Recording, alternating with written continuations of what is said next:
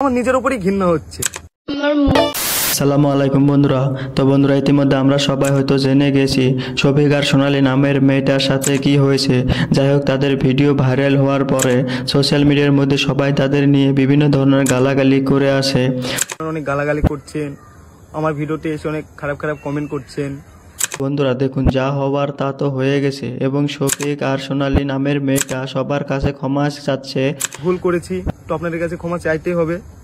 বন্ধুরা, এখন যা হবার হয়ে গেছে, তাদের আমরা যত গালাগালি করি না কেন তার ঘরে আসবে না। আমাদের সবাইকে তা মেনে নিয়ে তাদের দুজনকে ক্ষমা করে দেওয়া উচিত, কারণ তাদের দুজনেরও একটা করে পার্সোনাল লাইফ আছে। বন্ধুরা, এখন আমরা যত পারি চেষ্টা করব যাতে সবার মধ্যে সেই ভিডিও আর ছড়িয়ে না পড়ে, কারণ বন্ধুরা ভিডিও যত ছড়িয়ে পড়বে আমাদের সমাজের সাথে ছোট ছেলে মেয়েদের মধ্যে খারাপ ইফেক্ট পড়তে পারে। যেহেতু তারা বলেছে তাদের ভুল হয়েছে এবং আর কোনোদিন এরকম ভুল হবে না, আমরা যদি ক্ষমা করে না দেই তাদের পার্সোনাল লাইফ খারাপ হবে। আপনারা হয়তো সবাই বলছেন শফিক নিজে থেকে এরকম ভিডিওটা ভাইরাল করেছে যাতে সে জনপ্রিয় হয়।